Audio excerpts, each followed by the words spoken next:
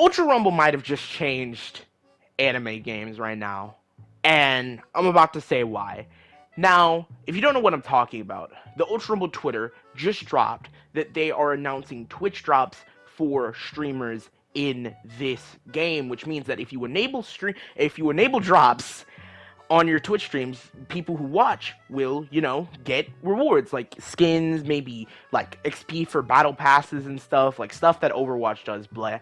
But this is huge for anime games specifically. Now, I want to explain why, and I want to explain why King doing this is completely in their nature, and I expected King to do something like this. Not this specifically, but being it ahead of the curve. Now, what I'm saying in what it means to be big for anime games in specific. Now, anime games have always been behind the curve. Now, this isn't a shocking revelation.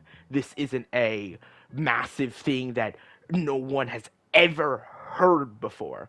You know it, they know it, we all know it.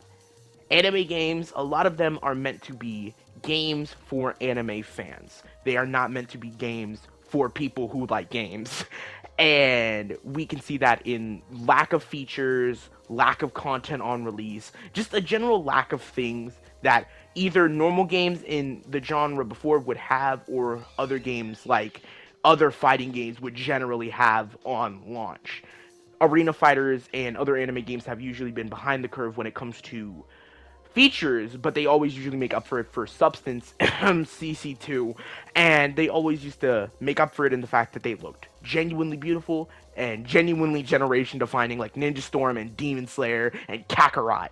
They always looked good, but they looked good, but they were never really good games, right? They were fun games that you played when you were younger, and then when you went back, you're like, damn, what the fuck am I supposed to do after the story mode, right?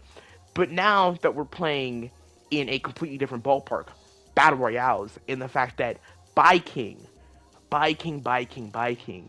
decides to do this to cultivate a competitive community or a community in general, Twitch drops are going to help massively with that, usually because they are looking at the communication and adding things that people have been looking for and seeing what other people in the market have been doing and adding them to the games to, cultivate what we have and grow the community. Now, I said previously in this video that King doing something like this is completely not surprising to me, and there's a reason for that. King has always been ahead of the curve when it came to features in arena fighters. And I'm not trying to jerk off King. They have made some genuinely massive ass mistakes, but they've also done some crazy good things that more people should be talking about. And why I think personally, when it comes to making games, they are better than CC2. That has always been my hot take when it came to games. CC2 makes great spectacles. They make great good-looking games, but they usually play like shit, have a lot of features that shouldn't be there, or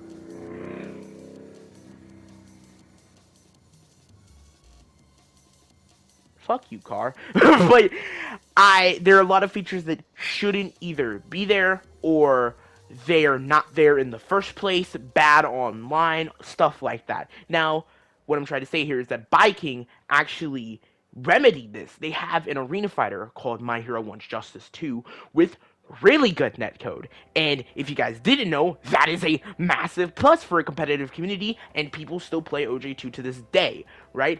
So, what I'm generally saying is that King focuses on things that make their game good, while CC2 focuses on things that make their games look good, right? Now, I'm not saying that King hasn't done their mistakes. They've done a lot of things, but they have also made heavy strides to make their game also just a really good game. Like, unique characters. Like, if you've seen Ultra Rumble, you can agree that all the characters are unique. None of them feel the same. Unique characters, good training modes in OJ2, a bunch of good things that a lot of arena fighters are lacking, that are just slacking behind. Now, there are things that they could be doing better, but I think that King is taking the right steps towards shaping the anime game landscape, and if this game does well, then I can genuinely see the effects of Ultra Rumble spreading across every single anime game in the market coming in the near future, whether that be better communication, which is deeply needed in games like this, or just generally more features that should be on launch that generally aren't,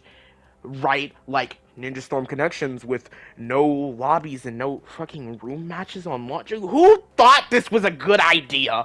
But yeah, I'm saying that Baiking is going to be ahead of the curve, and hopefully Baiking gets all of their due roses because they are literally releasing banger after banger after banger after banger. And I'm saying this right now, I'm going to call this out. JJK Curse Clash, the moment it drops, is probably going to be one of the best mechanical arena fighters to ever release.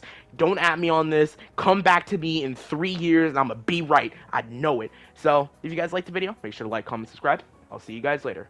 Bye. Also, help me get to 500 subs. Bye.